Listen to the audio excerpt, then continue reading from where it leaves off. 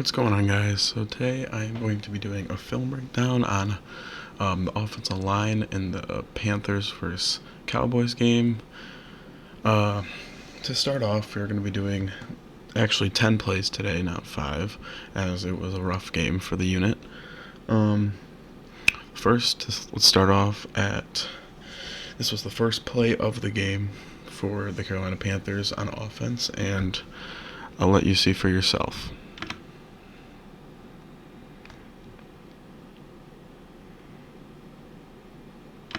One thing I've noticed from watching this film is Panthers O-line got beat by speed.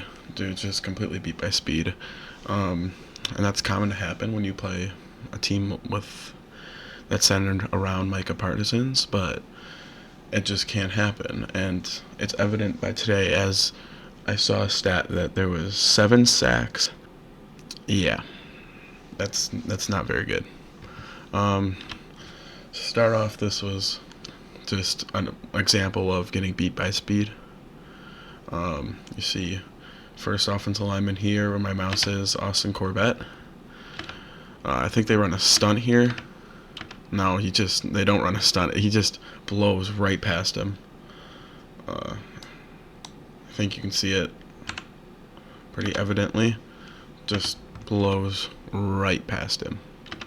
Obviously there is pressure from the other side, but not nearly as much, causing Bryce Young to step up in the pocket. Micah Parsons is right there, and to roll out, nothing's open, and gets a solid gain, but first play of the game, you do not want that happening. So this is the second play. It is going to be a cover 3 all around the board. Once again, this play, the O-line gets beat by speed, but also makes it power, speed and power. More so on the left side of the line, Akeem Ekwonu and Chandler Zavala was starting this game. So I'll play this clip and you'll see right here. They're going to start off by running a stunt. He's supposed to get them going to him. He's supposed to get the guard to follow and hit the tackle in the hip so that they can get this gap open. He ends up doing that very well, as seen by the outcome of the play. Caused him to step up, and 2 people hit him. Would have been 3, maybe 4, if he did avoid those. So, and nothing you could do there if you're Bryce, but another bad play by the O-line. So here is the next play. It's just going to be straight up 4-man rush with a linebacker instead. And there's a left guard that's a rookie that is starting. He did not play well this game. I think he ended off with a PFF grade of 16 on the day, 16.3, something close to that range.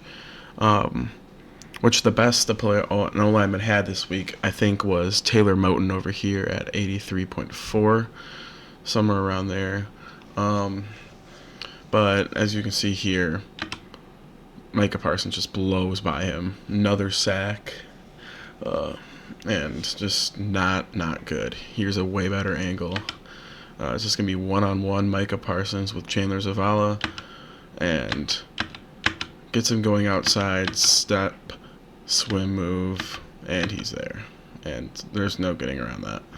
Terrible play by Chandler Zavala. Great play by Parsons, and another sack.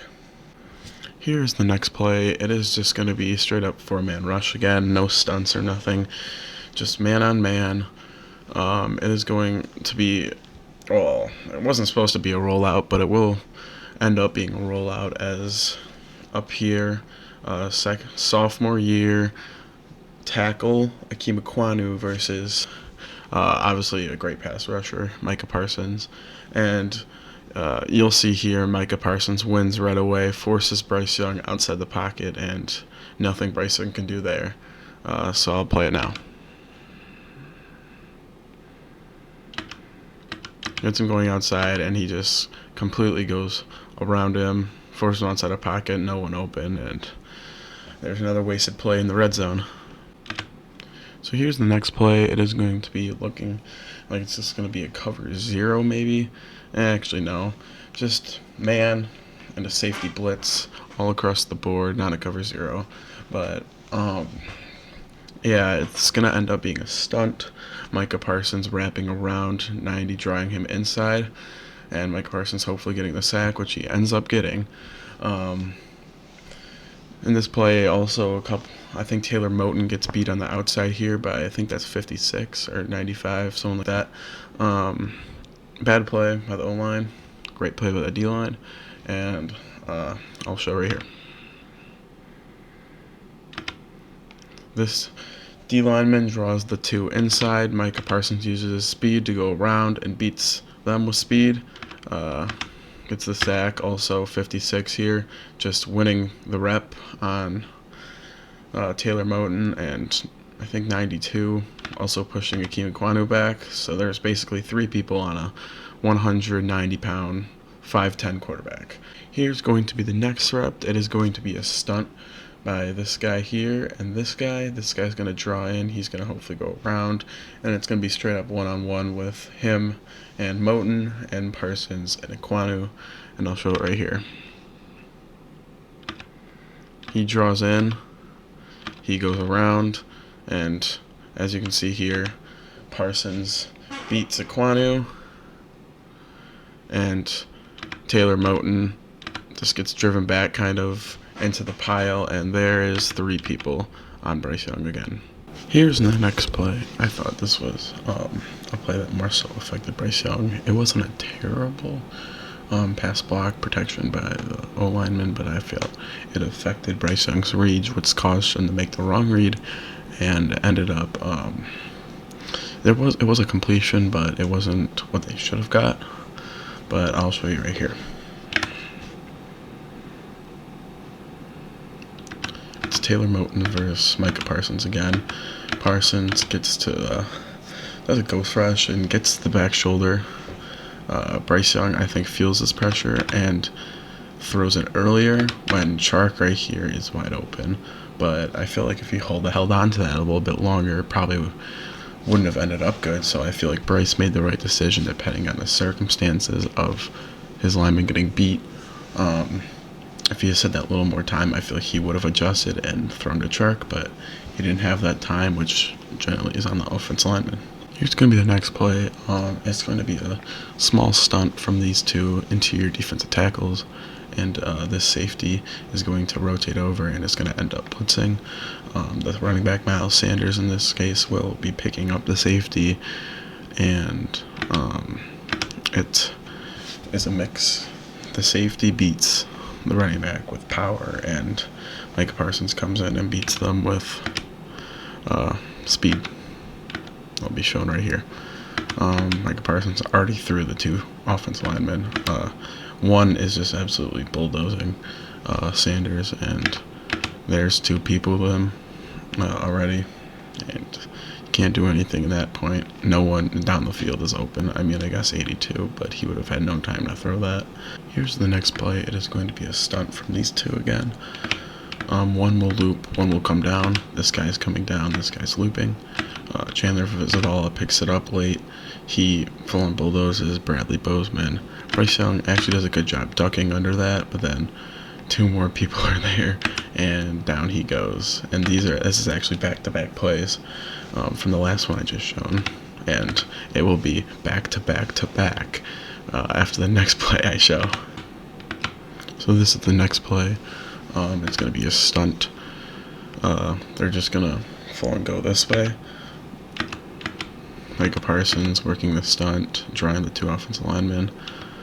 They really utilized this, especially against Chandler Zavala, because Chandler Zavala throughout the game was getting really deep in his pass sets and would follow the first stunt man, and the other one would loop, and he wouldn't be able to react in time, causing a sack, which is why there was 7 on the game. Here's back-to-back plays of just terrible offensive line play. Here, 3 people about to get Bryce. Evades 2, evades another. There's 4 actually. Here's another one coming, and he pops Young. Ball comes out, and Panthers, I think, end up recovering, but still. On back-to-back plays, you can't end up doing this. Here is another view of the play. Like I said, Chandler Zavala getting deep in his pass sets and following the stunt man. Micah Parsons coming around. His feet are terrible, and evades three, evades another, gets under Taylor Moton, and then boom. Yikes. So yeah, those were 10 plays that I thought were the most beneficial to how the offensive line played pass-wise throughout the Panthers versus Dallas Cowboys game. If you have any other thoughts, let me know. And if you have any recommendations of other things I could do, let me know of that too. And I hope you guys enjoyed, and I hope you guys have a great rest of your night. See ya.